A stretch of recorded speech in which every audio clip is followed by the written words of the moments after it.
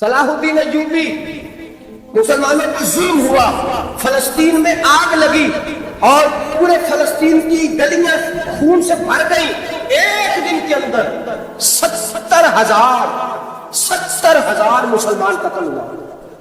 گھوڑے سے سڑکوں پہ چلا نہیں جاتا تھا، گھوڑے پھسلتے، اتنا خون تھا، اور کچی سڑکیں تھی، اتنا خون تھا، پہلے کچی زمین میں خون پیا، پھر خون اس سے باہر آیا، پھر بھی اتنا 70,000 آدمی قتل ہوا۔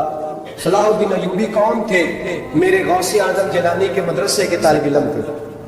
جامعہ نظامیہ مدرسہ، یہ مدرسے ہیں جنہوں نے دین کے مجاہد پیدا کیے، مدارس ہیں جنہوں نے دین کے مجاہد پیدا کر کے پوری دنیا کے اندر پھیلائے ہیں۔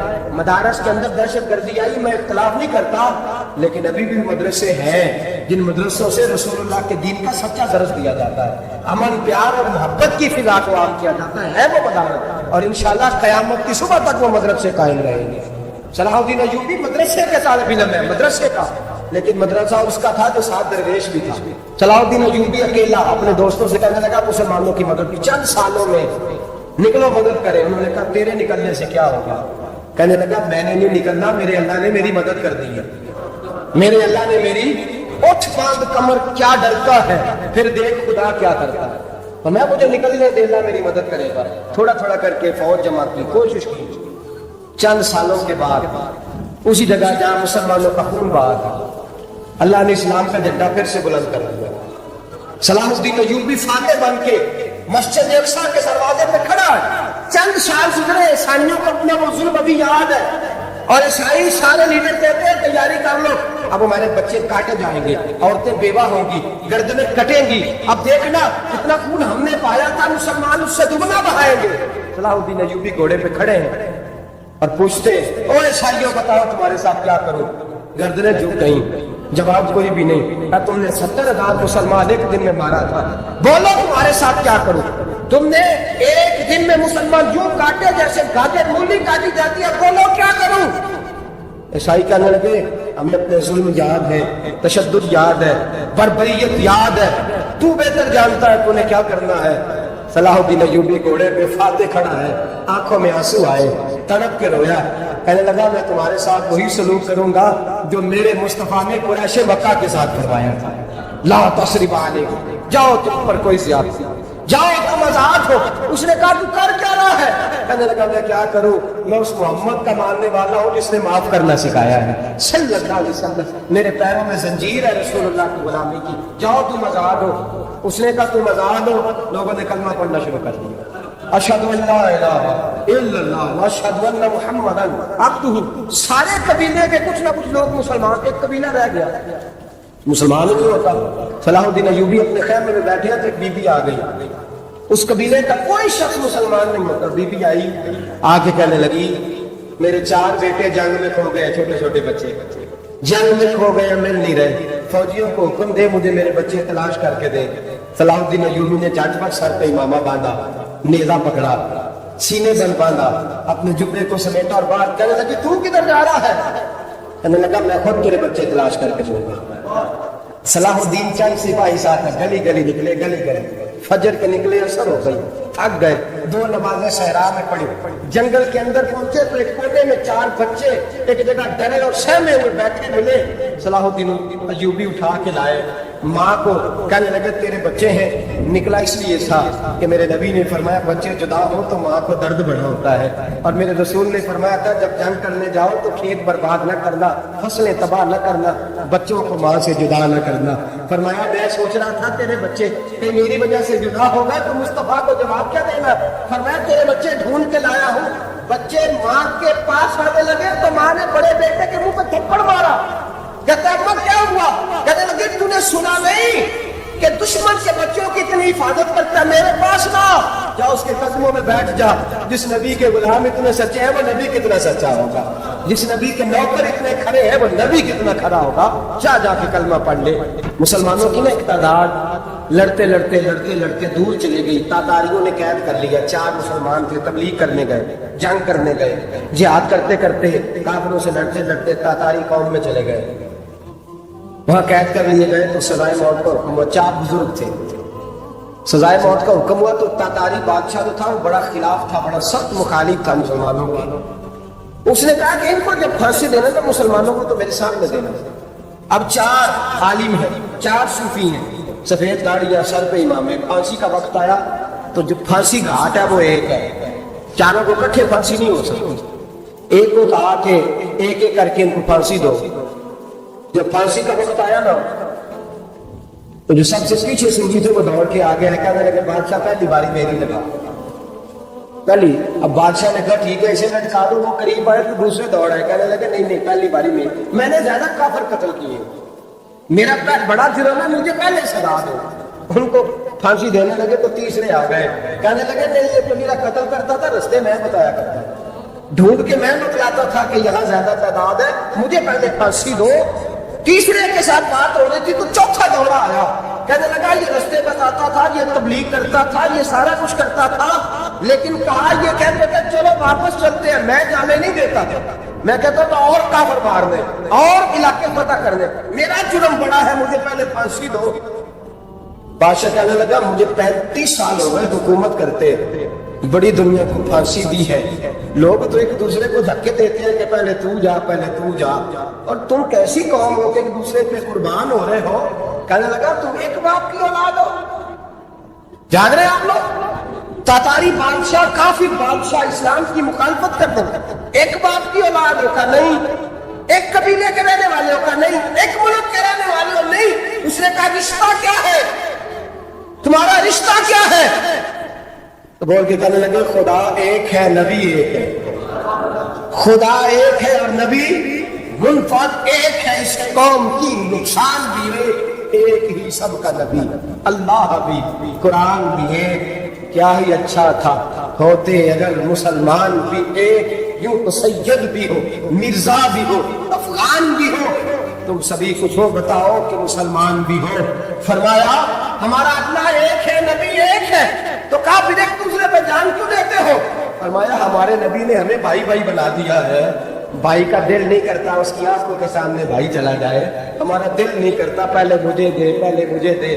بادشاہ کہنے لگا تمہارا جذبہ مجھے متاثر کر گیا, جاؤ میں تم چاروں کو آزاد کرتا ہوں, تمہیں آزاد کرتا ہوں. میرے دوستوں یہ رنگ تھا, دیکھیں نا, یہ اس تقسیم نظام دیکھا ہے نا, اس فلک میں پہلی بار دیکھا, اس زمین نے پہلی بار. میرے جیسا فرمایا کرتے تھے زمین تڑپ کے روئی, اس نے پہلی دفعہ دیکھا. احد کا میدان ہے, 3 صحابہ تپتی ہوئی زمین پہ زخموں سے چور چور پڑے ہیں. حضرت انس بن نضر رضی اللہ تعالیٰ عنہ پانی کا پیالہ لے کے پہنچے, ایک زخمی سے کہا تجھے پانی پلانا ہے, تو کہنے لگا میرے زخم تھوڑے ہیں, مجھے ساتھ پڑا, اس کے زخم گہرے ہیں, پہلے اسے پانی پلا دے, جا اسے دے دے. اس کے پاس پہنچے تو وہ کہنے لگا وہ مجھ سے پہلے گرا تھا, اس کا زخم زیادہ گہرا ہے, اسے پانی پلا. تیسرے کے پاس گئے تو کہنے لگا چوتھا تڑپ زیادہ رہا ہے, اس کی عمر زیادہ ہے, میں تو جوان برداشت کر لوں, بڑھاپے کی وجہ سے نڈال ہو گیا ہے, پہلے اسے پانی پلا. چوتھا کہنے لگا 5ویں کے پاس جا, 5واں کہنے لگا 6ٹھے کے پاس جا. حضرت انس بن نضر کہتے میں رو پڑا, میں نے کہا محمد کے غلاموں, رسول نے تمہیں کیسا جذبہ دے دیا ہے, زبانیں پیاس سے باہر ہے لیکن تمہاری اخوت مرتے دم تک قائم ہے. کہتے میں 7ویں کے پاس گیا تو کہنے لگا اگر 6 قربانی دے سکتے ہیں تو مجھے خود غرض نہ سمجھ, میں نے نہیں پانی پینا, جا پہلے کے پاس لے جا. کہتے میں پہلے کے پاس آیا تو روح پرواز کر گئی, دوسرے کے پاس آیا تو روح پرواز کر گئی, میں 7ویں تک آیا تو انتقال کر گئے. کہتے ہیں پانی کا پیالہ میں نے اٹھایا اور میں نے زمین پہ رکھا تو میں نے کہا پانی کہاں رہنا, محمد کے غلام مر تو جاتے ہیں پر ایک دوسرے کا خیال بڑا رکھا کرتے ہیں, گھبرا رہنا یہ مر جایا کرتے لیکن ایک دوسرے کا درد. میرے دوستوں لٹا ہوا برما, روتے ہوئے مسلمان, سسکیاں اور آہیں لیتی ہوئی مائیں پوچھتی ہیں اے خاصا اے خاصا نے رسول, وقت دعا ہے, امت پہ تیری آ کے عجب وقت پڑا ہے. وہ دین جو بڑی شان سے نکلا تھا وطن سے, پردیس میں وہ دین آج غریب الغربا ہے. فریاد ہے اے کشتی امت کے نگہباں, بیڑا یہ تباہی کے قریب آن لگا ہے. اور کیا خوبصورت جملے کہے تھے کہ نبی پاک صلی اللہ علیہ وسلم نے حضور نے فرمایا تھا میرا مومن ایک جان کی طرح ہوتا ہے، ایک جان کی طرح ہوتا ہے، ایک کو تکلیف ہو جسم کے ایک حصے کو سارا حصہ پریشان ہوتا ہے، فرمایا یہ ایک مکان کی طرح ہے، ایک اینٹ دوسری اینٹ کو مضبوط کرتی ہے، فرمایا یہ مضبوط لوگ ہیں، یہ مضبوط لوگ۔ حضرت عمر فاروق کا زمانہ ہے، ایک آدمی نے سیری بھیج دی ایک گھر میں بطور تحفہ، قحط کا زمانہ تھا، گوشت ملتا نہیں تھا، جانور، ایک آدمی نے سیری بھیج دی ایک آدمی کے گھر میں۔ اس نے کیا کیا؟ اس نے اپنی بیوی سے کہا ہماری تو خیر ہے، ساتھ والا پڑوسی زیادہ غریب ہے، ادھر نہ بھیج دیں، یہاں گندم امیر شہر کی ہوتی رہی خراب اور بچی کسی فقیر کی فاقوں سے مر گئی، کہا ساتھ والے پڑوسی کے گھر سے میں کئی دنوں سے بھوک کی آوازیں وہاں بھیج دے۔ اس کے گھر گئی تو اس کی بیوی شوہر کو مشورہ دیتی ہے، کہتی ہے میرے بچے تو دلیر ہیں، ساتھ والے کے چھوٹے ہیں، وہ گزارا نہیں، ادھر نہ بھیج دیں، ادھر گئی۔ ایک روایت ہے 60 گھر، ایک روایت ہے 21 گھر، 21 گھروں میں گھومتی ہوئی وہ صرف پھر پہلے کے گھر میں آ گئی اور پہلا صحابی کہنے لگا صرف تو نے محمد کا کلمہ نہیں پڑھا، باقی بھی اس نے بھی پڑھا ہوا ہے، صرف تو نے ہی رسول اللہ سے درس نہیں لیا، باقی نے بھی لیا ہے، اور صرف تیرے اندر ہی جذبہ اظہار نہیں، تو ہی صرف مسلمانوں سے پیار نہیں کرتی، سارے پیار کرتے ہیں، وہ صرف پھر آ گئی۔ اب کیا کرنا ہے؟ اب کیا کرنا ہے؟ امام نبی نے لکھا ہے، وہ کہنے لگی کرنا کیا ہے؟ پکاؤں گی میں اور کھائیں گے 21 کا، پھر بھی اکیلے نہیں کھائیں گے، پکاؤں گی میں اور کھائیں گے 21 گھروں کے مطابق شوربہ پکا، اور پھر برتن میں ڈال کے وہ بی بی ایک کے گھر کا دروازہ کھٹکھٹاتی ہے، کہتی ہے مصطفیٰ کے غلاموں نکلو باہر اور کھاؤ، اس لیے کہ جس نبی نے مجھے پیار کا حکم دیا اسی نے تمہیں بھی پیار کرنا سکھایا ہے۔ یہ رنگ کس نے؟ فلک نے سکھایا ہے۔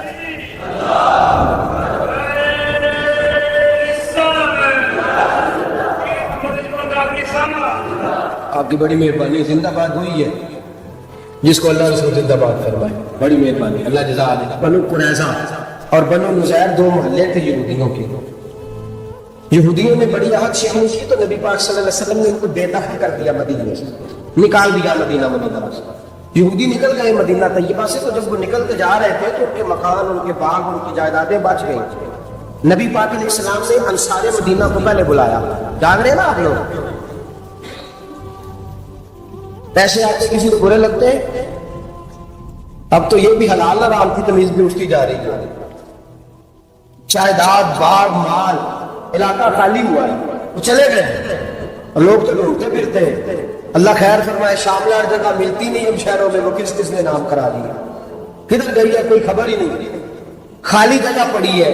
میرے نبی پاک علیہ السلام نے پہلے انصار مدینہ کو بلایا، حضور نے فرمایا انصاریوں بہت بڑی جائیدادیں یہودیوں کی، بنو نذیر اور بنو قریظہ بندے خالی ہو گئے، میرا دل کرتا ہے وہ تمہیں دے دوں، اس لیے کہ تم نے اپنے مہاجر بھائیوں کے ساتھ بڑا تعاون کیا، جائیدادیں تم نے دے دی ہیں، مکانات دے دیے ہیں، بڑا کچھ تم نے دیا ہے، میرا دل کرتا ہے وہ تمہارے نام کر دوں۔ تو انصار مدینہ کا کہنے لگے یا رسول اللہ دے تو ہم نے دیا ہے، پر وہ بیچارے جھجکتے ہی رہتے ہیں، وہ جھجکتے ہی رہتے ہیں، کھول کے ہماری چیزیں استعمال نہیں کرتے۔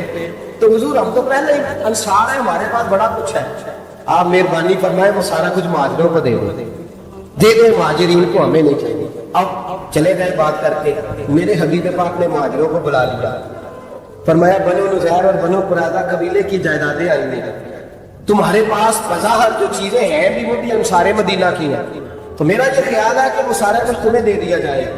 ابو بکر صدیق رضی اللہ تعالیٰ عنہ کہنے لگے یا رسول اللہ صلی اللہ علیہ وسلم ہمارے انصار بھائیوں نے ہمارے لیے دل تک کھول دیے ہیں، حضور انہوں نے ہر چیز بانٹ کے ہمارے سامنے رکھ دی ہے، ہم اتنے قرض غرض ہے کہ سارا کچھ لپٹ جائے۔ کہا حضور ہمارے پاس جو مکان ہے وہ ہے، ہم کاروبار کر رہے ہیں، تجارتیں کر رہے ہیں، مزدوریاں کر رہے ہیں، ہم انشاءاللہ اور بنا دیں گے، آپ یہ ہماری طرف سے ہمارے انصار بھائیوں کو گفٹ کر دے گا، آپ انہیں دے دیں۔ میرے حبیب کی آنکھوں میں آنسو آ گئے، میرے نبی پاک علیہ السلام رو پڑے، یا رسول اللہ کیوں روتے ہیں؟ فرمایا تمہارا یہ بھائی چارہ قائم رہا تو اللہ اسلام کو بڑی قوتیں عطا فرمائے گا، اللہ طاقتیں دے گا اسلام کو، اگر تمہارا یہ رنگ قائم رہا، یہ انداز، میرے غلاموں تمہارے یہ طور طریقے، کہ بھائی کہتا ہے دوسرے کو، دوسرا کہتا ہے تیسرے کو۔ عرض یہ کرنے جا رہا تھا کہ رسول کریم صلی اللہ علیہ وسلم نے یہ پیغام دیا ہمیں، تو فرمایا کہ دیکھیں نا کتنے بڑے لفظ ہیں، یہ نہیں فرمایا دوزخ میں جائے گا، یہ نہیں فرمایا کہ اسے جہنم کی سزا ملے گی. میرے نبی نے فرمایا میں اسے مومن مانتا ہی نہیں، میں اسے مسلمان اپنا مانتا ہی نہیں. حضور کسے؟ فرمایا جو پیٹ بھر کے کھاتا ہے اور اس کا ہمسایہ بھوکا سو جاتا ہے. میں مومن ہی نہیں مانتا. سزا تو تب ملے گی نا کہ جب میں کسی سزا کا اعلان کروں. میں مانتا ہی نہیں تو میرا ہے ہی نہیں. خود پیٹ بھر کے کھا رہا ہے، ہمسایہ اس کا بھوکا ہے. میں نہیں مانتا ہی مگر مومن بھائی بھائی، میں مانتا ہی نہیں اسے. اور میرے حبیب پاک اتنے بڑے لفظ حدیث میں اور کہیں نہیں ملیں گے آپ کو، اتنے بڑے جملے کہیں نہیں ملیں گے. میرے نبی پاک نے فرمایا اللہ کہے گا قیامت کو دے. کون ہے؟ اتنے بڑے لفظ حدیثوں میں ملتے نہیں جتنے یہ ہیں. حضور نے فرمایا رب فرمائے گا بندے سے کہ میں تیرے پڑوس میں بھوکا تھا، تو نے مجھے روٹی کیوں نہیں کھلائی؟ کون کہہ رہا ہے؟ اللہ کہہ رہا ہے میں بھوکا تھا، تو نے روٹی نہیں دی، میں ننگا تھا، تو نے کپڑا نہیں دیا، میں پیاسا تھا، تو نے پانی نہیں پلایا، میں بیمار تھا، تو ایمانداری. یا اللہ نہ تو کھاتا ہے، نہ پیتا ہے، نہ کپڑا پہنتا ہے، نہ تو بیمار ہوتا ہے، لا تاخذہ سنۃ ولا نوم، تجھے بیماری آتی نہیں ہو، نیند نہیں آتی. میرے مالک تو میرے پڑوس میں تھا. حضور فرماتے ہیں رب فرمائے گا وہ جو بندہ تیرے پڑوس میں بھوکا تھا تو بندہ تو میرا ہی تھا. وہ جو بندہ تیرے پڑوس میں ننگا تھا تو بندہ تو میرا ہی تھا. وہ جو تیرے پڑوس میں پیاسا تڑپتا رہا تو وہ میرا ہی بندہ تھا. تو دوائی لینے جائے تو بڑے اسپتال میں اور اس بیچارے کو 20 روپے پرچی کے لیے میسر نہ آئے تو میرا ہی بندہ تھا. میرے دوست خیال کر اور یاد رکھ یہ جو ہمسائے ممالک میں ظلم ہوتے ہیں، زیادتیاں ہوتی ہیں. ہمارے گھر کا پنکھا اچھا چلتا ہے، ہم جلوس اس وقت نکالتے ہیں جب ہماری لائٹ بند ہوتی ہے. ہم جلوس اس وقت نکالتے ہیں جب ہمارا ایسٹ جو ہمیں تنگ کرتا ہے. ہم اس وقت درد محسوس کرتے ہیں جب ہمارے گھر تک آگ آ جاتی ہے. یہ جو باہر آ جاتے ہیں یہ تیرے گھر بھی آ سکتی ہے. یہ جو باہر فساد ہو رہا ہے یہ تیرے دروازے تک آ سکتا ہے. میرے رسول پاک نے ایک جان مسلمان کو ایک جان قرار دیا. مجھے بتائیے انگلی کو کٹ لگ جائے، مسلمان ایک جان ہے نا، انگلی کو لگ جائے کٹ، دماغ کہتا ہے میں نے نہیں سوچنا اس کے بارے میں، میں نے اس کے درد کو محسوس نہیں کرنا. انگلی کی درد انگلی جانے اس کا کام جانا. ایسے ہی ہوتا ہے نا. بولے پیروں سے کہتے ہیں، انگلی کہتی ہے چاہے ڈاکٹر کے پاس، پیر کہتے ہیں نہیں میں نے نہیں جانا. انگلی کا کام ہے انگلی جائے. ایسے ہی ہے. دل سے کہتے ہیں تو تڑپ تھوڑا سا، انگلی کو درد ہے، کہتے میں تو تڑپ، انگلی کا معاملہ انگلی جانے اس کا کام جانا. ٹیلی فون کرنا ہے ڈاکٹر صاحب کا پتہ کرنا ہے، دکان کہتے ہیں میں نے نہیں بات سننی ڈاکٹر صاحب کی، زبان کہتی ہے میں نے نہیں بولنا، انگلی جانے ایسا ہوتا ہے. پیر احتجاج کرتے کہ میں نے ڈاکٹر کے پاس میں چکر کھاتا پھروں ڈاکٹر کی دکان کی، انگلی کو درد ہے انگلی جانے. ایسا ہوتا ہے بھئی. میرے رسول پاک نے فرمایا مسلمان ایک جان ہے. تو درد برما کے مسلمانوں کو ہو رہا ہے تو پاکستانی کہہ رہے ہیں کوئی بات نہیں، وہ جانے ان کا کام جانے. ایک جان ہے نا، درد ہونا چاہیے، تکلیف ہونا چاہیے. پھٹے میں باتیں ہوتی ہیں اس موضوع پہ، اسمبلی پہ گفتگو ہوئی ہے اس موضوع پہ، آپ کی صوبائی اسمبلی میں اس موضوع پہ بولی، آپ کے کونسل اس موضوع پہ بولے. ہم تو اپنی اپنی سیاست، اپنے اپنے تماشے، اپنے اپنے چکروں میں لگے ہوئے. وہ دریا کے اندر سسکتے مسلمان بنگالی کہتے ہیں ہمارے نہیں، برمی کہتے ہیں ہمارے نہیں، پاکستانی کہتے ہیں ہمارے نہیں، ترکی کہتے ہیں. وہ کس کے ہیں؟ وہ کس کے ہیں؟ وہ اللہ کے بندے ہیں، محمد عربی کے غلام ہیں صلی اللہ علیہ وسلم. لیکن میرے دوستوں کیا ہمیں کیا غرض ہے؟ وہ جانے ان کا کام جانے. یہ جب تیرے پیروں تک آگ آئے گی پھر تجھے پتہ چلے گا یہ بڑی سخت آگ ہے. آج جس کافر نے برما پر عرصہ دراز تنگ کیا، مسلمان تھوڑے تھوڑے مفاد دینے کی خاطر میں بنو عباس اور بنو امیہ کی جنگ چل رہی تھی.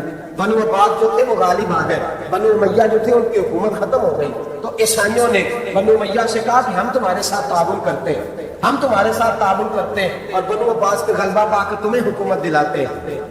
بنو امیہ بڑی جدوجہد کر رہے تھے بادشاہی کے لیے، لیکن انہوں نے کہا کہ ہم لڑ رہے ہیں، کوشش کر رہے ہیں، لیکن ہمیں کسی کافر کی مدد کی ضرورت نہیں. ہم جتنا مرضی لڑیں لیکن کافروں کے ہاتھوں بنو عباس کو مروانے کو ہم تیار نہیں. میں خبردار، تمہارا آپس کا معاملہ ہے، ہم خود نمٹ لیں گے. تمہیں اجازت نہیں دیتے تم اندر کودو اور کود کر کے تم فسادات پیدا کرو اور مسلمانوں کے اندر تقسیم کرو. میرے دوستوں مسلمان کو سوچنا چاہیے، سوچ بڑی رکھنی چاہیے. گھر کی جنگ سے نکل آ، اب بہو ساس کے جھگڑے سے باہر آ جا، اب محلے کی سیاست چھوڑ کے باہر کا سوچ. اب اسلام کو تیری حاجت ہے. اب पूरी दुनिया जब मुसलमान को देखे ना, फेसबुक यूज होती है, उस पर नौजवान जब इस्लाम की बात करने लगेगा, उस पर जब बड़ा इस्लाम की बात करने लगेगा, पूरी दुनिया में पैगाम जाएगा कि मुसलमान अब जागने लगा है, मुस्लिम खाबीदा बेकार होने लगा है, अब इसकी आंखें खुलने लगी है, अब ये अपने मजहब की बात करता है, अब ये अपने मुल्क से, सूबे से, बरादरी से निकल कर बोलता है, अब ये कहता है कि बाजू तेरा तौहीद की कुव्वत से कवि है, इस्लाम तेरा देश है, तू मुस्तफी है। अब ये बड़ी सोच रखता है, अब ये आलमी बात करता है। मेरे दोस्तों, हमारा तो हाल ये है, इमाम आज़म अबू हनीफा का फतवा है, आप फरमाते हैं जो मौलवी आलमी हालात से बाखबर ना हो वो जुमे की तकरीर ना करे, वो मुसलमानों की रहनुमाई नहीं कर सकता। आलमी हालात से जो खबरदार ना हो, तो जिसको छुट्टी हो जाए तो तूने खत्म नहीं पढ़ा, दौड़ जा मस्जिद से, तू खत्म नहीं पढ़ता, हमारे तुझे पता ही नहीं तू कहाँ रहता, भाग जा। वो आलमी हालात में बात करेगा, उस बेचारे को तो पता है मेरी सवेरे छुट्टी हो जानी, सियासत का लफ्ज़ छेड़ा नहीं तो मैं गया नहीं। याद रखे, वो जो बेदारी है, वो जो आला ज़र्फ़ है, वो जो बड़ी सोच है, वो जो मिल्लत की सोच, वो जो कौमियत की सोच है, वो जो आगे बढ़ने का ज़ाविया है, वो तो अंदर इकबाल कहते हैं गला तो घूट दिया अहले मदरसा ने तेरा, गला तो घूट दिया अहले मदरसा ने तेरा, तुझे तो मदरसे वालों ने प्लेट पकड़ा दिया है कि जा सवेरे लंगर इकट्ठा करके ला और दोपहर को रोटियां मांग के ला और देख आज बड़ा कौन है, खत्म किसका पढ़ना है, तो गला तो घूट दिया अहले मदरसा ने तेरा। अब कहां से आएगी सदा ला इलाहा इल्लल्लाह, तो घूट दिया तेरा गला, तू कैसे बड़ी बात करेगा? बड़ी बात के लिए बड़ी सोच चाहिए, बड़ी तवज्जो चाहिए, बड़ी कोशिश चाहिए, बड़ा हौसला चाहिए। मुसलमान छोटी छोटी लड़ाई में, छोटी छोटी जंग में, एक दुकानदार दूसरे दुकानदार से लड़ रहा है, गली वाला दूसरी गली वाली से लड़ रहा है, मोहल्ले वाला मोहल्लों पे इतराज, एक शहर में रहने वाले मैंने दूसरे मोहल्ले पे इतराज करते देखा। यकीन करे, एक शहर में रहने वाले, इलाके में बसने वाले कहते हो भाई तौबा है, इस मोहल्ले तो अल्लाह ही बचाए, ला हौला वला कुव्वत। वो जो तकसीम दर तकसीम की सोच है, उसने छोटे छोटे टुकड़ों में मुसलमानों को बांट दिया है। छोटी छोटी तकसीम है, छोटा छोटा हमारा मिजाज है, छोटी सोच है। बड़ी सोच की बात सुनिए, सलाहुद्दीन अय्यूबी जाग रहे ना हम लोग, तुम आखिर हज़रत साहब एडी वड्डी गल छेड़ी है, इसका मतलब ही कोई किन्ने बर्मा जाना है, किन्ने मदद करनी है। मैं तो भाई फरीजा सर अंजाम दे रहा हूँ। मेरे नबी ने फरमाया बुराई को या हाथ से बदल, हाथ से नहीं बदल सकता तो जुबान से तो बोलना। तो मैं मासूर कमजोर आदमी हूँ, हाथ से बदलने की ताकत नहीं रखता, तो दूसरे दर्जे पे तो मुझे अमल करने दो। असर करे न करे सुन तो ले मेरी फरियाद, नहीं है दाद का तालिब ये बंदा आजाद, रोने को दो, तड़पने को दो, आहें तो बहाने दो, सिस्कियां तो लेने दो, मार खाइए तो तड़पने को दो। वो कुरान पाक बर्मा में पाबंदी लगी है, तो मैं यहाँ सोचने लगा कि वहां तो पाबंदी लगी है, यहाँ पहले लोग कोई नहीं पढ़े। माज़अल्लाह ताला हालात दिन ब दिन मुसलमानों के लिए एक एक करके, अफगानिस्तान में जो आग लगी थी, फिर वो इराक में भी लगी, फिर वो लीबिया में भी लगी, फिर वो मिस्र में भी लगी, फिर वो यमन में भी लगी, सऊदी अरब में धमाके हुए, मेरा दिल तड़पा है, मुझे परेशानी हुई। मैं बच्चे पास थे, मैं बड़ा डिस्टर्ब हुआ, मैंने कहा यार ये हमारा सबका इज्माई अकीदत का मरकज है, हम कम से कम 1000 इख्तलाफ के बावजूद कहा करते थे कि अरब में अमन है यार, वहाँ सुकून है, वहाँ दुकानें खुली छोड़ के लोग चले जाते हैं, वहाँ भी फसाद होने लगा, वहां भी आग बढ़ गई है। लेकिन अब सिर्फ छोटी छोटी करके जब आग बुझाने की कोशिश करेंगे, उस वक्त आग नहीं बुझेगी जब हर आदमी अपने प्याले में पानी लेके आएगा, हर शख्स अपने घर की नल चलाएगा, हर शख्स नलका चलाएगा और पानी निकाल के ये आग बुझाएगा, तब ये आग बुझेगी। हर आदमी को किरदार सोच बड़ी करे, नजरिया बड़ा करे, मिल्लत की बात करे, मुसलमान होके सोचे, मुसलमान होके सोचे, खुदारा निकले ये घर के झगड़ों से, थोड़ी देर के लिए अपने आप को बड़ा करे, बड़ी सोच आप बनाए। जब दोस्तियां लगाए, गिराने लगाए, कि छोटे मोटे हिसाब से बचे। बाबा बुल्ले शाह साहब फरमाते कोरे वर्ग किताब नहीं होंगे, कोरे वर्ग किताब नहीं होंगे, पत्थर दिल गुलाब नहीं होंगे, और बुल्ले यारी सोच के लाई यारा नाल हिसाब नहीं होंगे। फिर जरा निकले इस हिसाब किताब से बात, बुल्ले यारी सोच के लाई यारा नाल साहब नहीं होंगे। फिर जरा बड़ा ज़हन करे, छोड़े अपने साहब जो सिरून आलान कुछ वला नबलुवन्नकुम बिशैइन मिनल खौफि वल जु'i व नक्सिन मिनल अमवालि वल अनफुसि वस समरात। फिर हिसाब किताब से निकले, फिर इमाम अली मकाम की तरह ये सोच बनाए कि हुसैन के बच्चे चले जाए तो कोई हर्ज नहीं, उम्मत पर आँच नहीं आनी चाहिए। एक इमाम अली मकाम, कल तक इमाम मैदान में खड़े थे तो अकेले थे, लेकिन आज पूरी दुनिया कहती है हुसैन हमारा है। حسین ہمارا آج نظریہ امام علی مقام زندہ ہے، تو اکیلا تو کھڑا ہو، یہ نہ کہا کر چھوٹی سی مسجد ہے، ایک کونا ڈکر کعبہ، مولانا تقریر کر رہے ہیں تو کیا بنے گا، ایک آواز کہیں سے گونجا کرتی ہے، پھر اس میں تاثیر میرا اللہ پیدا فرما دیا کرتا ہے، پھر اس کے اندر قوت میرا رب پیدا فرما دیا کرتا ہے، پھر اللہ اس میں تاثیر پیدا کر کے 4 بار عالم میں پھیلا دیا کرتا ہے۔ جب آپ نماز پڑھ رہے ہوتے ہیں، جب آپ کا مصلی آباد ہوتا ہے، صلاح الدین ایوبی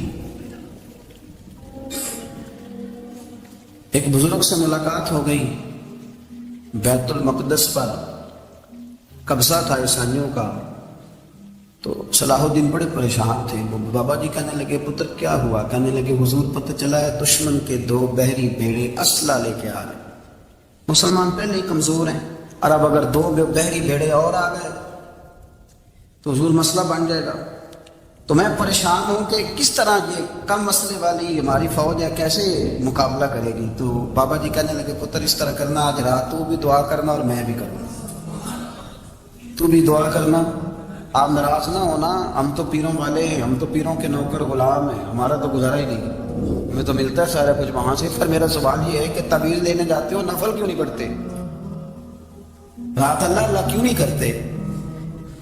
یہ بھی تو ہمارے بزرگوں کا ہی طریقہ ہے، انہوں نے تو ہمیں سکھایا ہے۔ صلاح الدین ایوبی سے بزرگوں نے کہا کہ رات آج نا اللہ اللہ کرنا، تو میں تیرے لیے دعا کروں گا، تو بھی دعا کرنا۔ تو بندہ جب دکھی ہوتا ہے تو سجدہ کرتا ہے، تو پھر ہی تو مصلی بھیگ جاتا ہے، پھر ہی تو مزہ آتا ہے۔ سکھی بندہ تو کعبے جا کے نہیں روتا، دکھی تھے، تکلیف تھی، تو سر رکھا سجدے میں تو تڑپ گئے۔ اور وہ بابا جی کہتے ہیں میں مسجد آیا تو صلاح الدین چیخے مار کے رو رہا تھا اور کہہ رہا تھا مالک میں کوئی اپنی شان کے لیے تو نہیں نہ لڑ رہا، اللہ کو میں کوئی قبضوں کے لیے تو نہیں لڑ رہا، مالک تیرے لیے لڑ رہا ہوں، مجھے بے آبرو نہ کرنا، میری مدد فرما۔ کہتے ہیں میں آیا تھا کہ مسجد میں دعا کروں گا، پر صلاح الدین ایوبی کو روتے دیکھا تو میں لوٹ گیا۔ تو سویرے صلاح الدین ملے تو بڑے خوش تھے، میں نے کہا پتر کیا ہوا؟ کہنے لگے حضور وہ بحری بیڑے 2 آ رہے تھے نا اسلحہ لے کے، دونوں ڈوب گئے پانی میں ڈوب گئے۔ تو بابا جی کہنے لگے صلاح الدین وہ پانی میں نہیں ڈوبے، وہ تیرے آنسوؤں میں ڈوب گئے، وہ غرق ہو گئے، وہ جو تو نے مصلی بات کیا تو وہ تیرے آنسوؤں میں ڈوب گئے، وہ غرق ہو گئے، وہ تباہ اتنے قیمتی تھے تیرے آنسو کے بہا لے گئے دشمن کے بحری بیڑوں کو۔ میرے بھائی ہو گیا، میرے عزیز سمجھ لیں اس بات کو ہمیشہ کے لیے، اور اس پر غور کر لیں اچھے طریقے سے کہ میرے رسول کریم سید عالم صلی اللہ علیہ وسلم نے نا ہماری توجہ دلائی، حضور نے ہمیں بتلایا، ہمارا ذوق بڑھایا عبادت کی طرف۔ ایک صحابی تھے حضرت ابو فاطمہ رضی اللہ تعالیٰ عنہ، یہ ترمذی شریف کی حدیث ہے، نبی پاک علیہ السلام نے فرمایا ابو فاطمہ قیامت کے دن مجھ سے جلدی ملنا چاہتی ہو کہ دیر کے ساتھ؟ تو کہنے لگے حضور کون ہوگا جو دیر سے ملنا چاہے، ہم نے تو جان دے دی وعدہ دیدار پر۔ اعلیٰ حضرت فرماتے ہیں جان دے دی وعدہ اور نقد اپنا دام ہو ہی جائے گا۔ مجھے لگتا ہے کہ یہ سودا نقد و نقد ہو جانا ہے، کیونکہ ہم نے جان دے دی وعدہ دیدار پر۔ آپ نے وعدہ کیا تھا کہ مریں گے تو پھر زیارت ہوگی، تو مر گئے ہم زیارت کی خاطر۔ جان دے دی وعدہ دیدار پر، تو نقد اپنا دام ہو ہی جائے گا۔ اے رضا ہر کام کا ایک وقت ہے، دل کو بھی آرام ہو ہی جائے گا۔ تو حضرت ابو فاطمہ رضی اللہ تعالیٰ عنہ سے نبی پاک صلی اللہ علیہ وسلم نے فرمایا جلدی ملنا چاہتے ہو کہ دیر سے؟ اس کی حضور فٹافٹ ملنا ہے، میں نے قیامت کے دن آپ سے جلدی ملنا ہے۔ تو نبی پاک علیہ السلام نے فرمایا پھر اس طرح کرنا، دنیا میں رہ کے سجدے زیادہ کرنا، پھر سجدے زیادہ کرنا، قیامت میں ملاقات جلدی ہو جائے گی، قرب ملے گا۔ تو اپنے بچوں کے اندر دیکھیں نا، ہم شوق پیدا کرتے ہیں، ہمیں صحیح لفظ نہیں بولنے آتے پر ہم بچوں میں شوق پیدا کرتے ہیں کہ پتر ڈاکٹر بن جائے گا تو بڑا نفع کرے گا، تو لوگوں کی خدمت کرے گا، ملک و ملت کی خدمت کرے گا، تیرے ابا کا نام روشن ہوگا، تیرے دادا کی تعریفیں ہوں گی۔ ہم یہ ذوق پیدا کرتے ہیں، ہم اپنے نوجوانوں کے اندر یہ فکر پیدا کرتے ہیں، انہیں ہم سمجھاتے ہیں کہ میاں جب تم پڑھو گے، محنت کرو گے تو فلاں آدمی کی طرح تمہارا نام ہوگا۔ یہ جتنا ذوق ہم بچوں کے اندر ان چیزوں کا پیدا کرتے، ہمیں حکم ہے کسی طرح ہم ذوق پیدا کریں کہ پتر نماز پڑھے گا تو اللہ راضی ہو جائے گا، تو سجدہ کرے گا۔ دیکھیں نا میرے رسول کریم علیہ السلام نے فرمایا 7 سال کے بچے کو مسجد لے کے جاؤ، یعنی اسے شوق دلاؤ، اس کے اندر یہ خاصیت پیدا کرو کہ اس کا دل کرے مسجد میں جانے کا، اس کے اندر یہ خصوصیات لاؤ کہ وہ ہمارے یہاں نا ہر چیز کو پروموٹ کیا جا رہا ہے، ہر چیز کو یعنی سر سنگیت سکھانے کے لیے اکیڈمیاں بن گئی، ہر شے پروموٹ ہو رہی ہے، عبادت کا جذبہ کم ہوتا جا رہا ہے، اللہ اللہ کا ذوق ہمارے اندر نہیں رہا۔ اور اتنا مشکل ہم نے اپنے لیے بنا لیا ہے کہ وہ بندہ جو بڑی زبردست مذہبی گفتگو کر رہا تھا اور تگڑی بات کر رہا تھا، کیا بات ہے، لیکن نماز کے بارے میں کمزوری دکھا جاتا ہے، نوافل کے بارے میں وہ چپکے سے نکل جاتا ہے۔ امام احمد بن حنبل رحمۃ اللہ تعالی علیہ، مسند امام احمد بن حنبل 14 جلدوں میں ہے مارکیٹ میں، اور مجھے تو خیر پسند ہی بڑی ہے، میں نے تو کئی دفعہ پڑھی ہے۔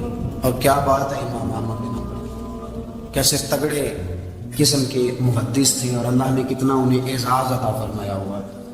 یہ کوڑے بھی کھاتے تھے دین کی خاطر، سارا کرتا لہو سے بھر بھی جایا کرتا، بڑا اعزاز والا شخص تھے، بڑے اعزاز والے۔ حدیثیں جمع کرنا، حدیثیں لکھنا، حدیث پڑھانا، سارا دن رہتے تھے۔ کہہ سکتے تھے کہ میں کر تو رہا ہوں کام، اور حدیث بھی موجود ہے کہ عالم عابد سے افضل ہوتا ہے، پر اس کے باوجود امام احمد بن حنبل رحمۃ اللہ علیہ 300 نفل فرض نمازوں کے علاوہ پڑھا کرتے تھے، 300 نوافل روز پڑھا کرتے تھے۔ ان کے بیٹے نے کہا جی مکان خریدنا ہے تو وہ جگہ کہاں کر کے لوں، بہت ساری آبادیاں، تو فرمایا پتر وہاں لینا جہاں مسجد قریب ہو۔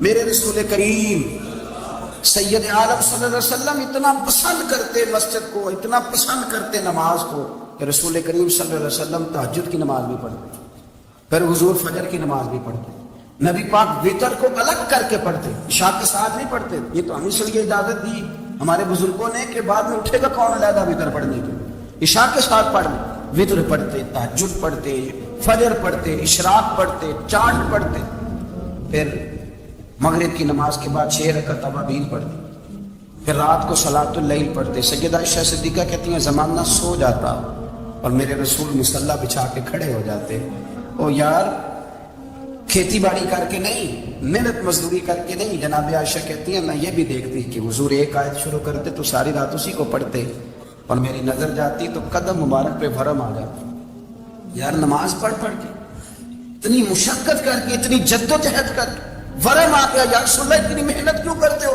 فرمایا فلا اکون عبدا شکورا، کیا میں اپنے رب کا شکر گزار بندہ نہ بنوں؟ صحابہ کا ذوق عبادتوں کا، ریاضتوں کا، تلاوتوں کا، طبیعت ہے ان کی، وہ ایک دوسرے کو۔ حضرت مولا علی شیر خدا کرم اللہ تعالیٰ وجہ الکریم کے زمانے میں روم کے بادشاہ نے کہا یار یہ مسلمانوں کا پتہ تو کرو، یہ آخر کیوں اتنے زیادہ مجاہد ہیں؟ اس زمانے میں جاسوس بھیجنے کا مزاج تھا، اب تو جاسوس پکڑا جاتا ہے، اب تو جاسوس، اور جاسوسی کا شوق ویسے آج بھی ہے۔ عرض کروں تھوڑی سی بات اس عنوان سے، پتہ کیا ہمارا مسئلہ ہے؟ ہم جہاں جاتے ہیں نا وہاں تھوڑی خوشبو سونگنے کی کوشش کرتے ہیں، وہ کیا ہے تو یہ کیا ہے تو ادھر کیا ہے تو تھوڑا سا ادھر کیا ہے۔ میرے رسول پاک پڑھیے درود شریف سارے پڑھیے ذرا زور سے، صلی اللہ تعالی۔ نبی پاک علیہ السلام نے فرمایا جاسوسی نہ کرنا ورنہ تم بندوں کو خراب کر دو، اور فرمایا اس طرح نہ ہو کہ تم کسی کے آپ کھول نہ نکلو تو تمہارے پہلے کھل جائیں۔ یہ جو ذوق ہے نا یہ ختم کریں، چھوڑیں، مطلب آپ کس چکر میں پڑے ہوئے، اتنی زیادہ توجہ کرنے کی کیا ضرورت ہے؟ کام سے کام رکھیں، اس میں بندہ تھوڑا سا نا آسان رہتا ہے۔ یہ جو بہت زیادہ ٹٹولنے والے لوگ ہوتے ہیں نا وہ بیچارے پھر عمر ٹٹولتے ہی گزار دیتے ہیں، اس لیے کہ مزاج ہی بہت پکا ہے، بوری کا منہ کھول کے اندر تک ہاتھ ڈالنا، تو پھر کئی دفعہ سامنے سے بچھو بھی لڑ جاتا، خرابی ہوتی۔ تو جاسوسی کی جاتی تھی، اس نے بھی جاسوس بھیجے، کیونکہ قبیلوں کے لوگ تھے، کچھ مسلم کچھ کافر، پہچانے نہیں جاتے تھے لوگ، تو کچھ لوگ اس نے بھیجے، انہوں نے آ کے نا تحقیق کی، ریسرچ کری کہ آخر ماجرا کیا ہے، تو واپس جا کے انہوں نے رپورٹ دی نا روم کے بادشاہ کو۔ اس رپورٹ کا ایک جملہ بڑا شاندار ہے، وہ کہنے لگا بادشاہ ہمیں مسلمانوں کی کوئی سمجھ نہیں آئی، ہمیں کوئی سمجھ نہیں آئی۔ انہوں نے کہا کیوں نہیں سمجھ آئی؟ کہنے لگے یار عجیب بندے ہیں، جب رات مصلی پہ بیٹھتے ہیں تو یوں لگتا ہے ان کا دنیا سے رشتہ ہی کوئی نہیں، کوئی کسی کو نہیں جانتا، کوئی اپنے دکھ سنا کے رو رہا ہے اور اپنی بات کر کے رو رہا ہے، لگتا ہے کہ ان کا کوئی رشتہ ہے ہی نہیں جب مصلی پہ بیٹھتے ہیں۔ اور فرمایا جب سویرے یہ جہاد کرنے نکلتے ہیں تو لگتا ہے ان سے زیادہ دلیر ہی کوئی نہیں، حالانکہ جو مسلوں پہ رونے دھونے کے لوگ ہوتے ہیں وہ کئی دفعہ جہاد میں کام نہیں کرتے، لیکن عجیب لوگ ہیں کہ رات کے راہب ہیں، دن کے مجاہد ہیں، کوئی سمجھ نہیں آتا۔ میرے عزیز ان لوگوں نے مسلح آباد کر کے رکھا، تلاوتیں ان کا ذوق رہی، منظر روز پڑھنا، اسباق پڑھنا، وظائف پڑھنا، یہ ان کا ذوق رہا۔ اعلیٰ حضرت بریلوی رحمت اللہ نے 1000 کتاب لکھی ہے، لیکن الوظیفۃ الکریمہ کے نام سے جو وہ صبح و شام وظائف پڑھتے تھے وہ الگ انہوں نے ان کو بیان کی، پابندی کے ساتھ اپنی اللہ اللہ کر۔ شیخ شہاب الدین سہروردی رحمت اللہ علیہ، اس پر ایک بندے نے اعتراض کیا، اس نے کہا جی آپ کس قسم کے صوفی ہیں، مرید بیٹھے ہیں اور آپ وہاں نفل پڑھ رہے ہیں؟ یہ بڑا مسئلہ ہوتا ہے نا، جو بندہ ملنے آتا ہے وہ اپنے ٹائم کے حساب سے آتا ہے، اور اس کا یہ بھی خیال ہوتا ہے کہ پیر صاحب جو ہیں وہ چونکہ درویش ہیں تو انہیں ہمیں روٹی کھانی چاہیے نہ سونا چاہیے، چونکہ وہ درویش ہیں، اور ہم چونکہ درویشوں کے ماننے والے ہیں لہذا ہمارا یہ طریقہ ہونا چاہیے کہ جیسے ہم کہیں درویش ویسے ہی کر جائے۔ حالانکہ اس کو آپ درویش کہیں گے، آپ اس کی مانیں گے، آپ منوائیں گے نہیں، ہمارا مزاج ہوتا ہے۔ شیخ شہاب الدین پر لوگوں نے اعتراض کی، حضور لوگ ملنے آئے ہیں، زیارت کرنے آئے ہیں، یہ بندے دعا کرانے آئے ہیں، اللہ اللہ کرانے آئے اور آپ نفل پڑھ رہے ہیں، کیا جملہ ہے، کیا حسن ہے، کیا خوبصورتی ہے۔ فرمانے لگے رب رسول سے مانگنے کے لیے مصلی بچھایا ہے، اگر وہاں سے مانگوں گا نہیں تو تمہیں دوں گا کیا؟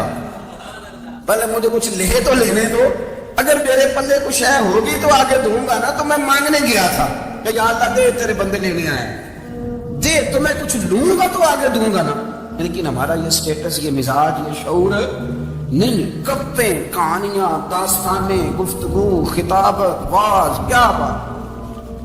لیکن اگر کچھ کرنے کا کام ہو تو انہی ہم سے ہوتا۔ میرے نبی کریم علیہ الصلوۃ والسلام نے مصلی سے دل لگانے کا درس دیا، حضور نے توجہ دلائی، صحابہ اس ذوق کے حامل لوگ تھے، وہ کوشش کرتے تھے۔ جناب صدیق اکبر رضی اللہ تعالیٰ عنہ کا عبادت کا مزاج ہمیشہ قائم رہا۔ حضرت عمر فاروق ساری رات اللہ کے حضور کھڑے رہے۔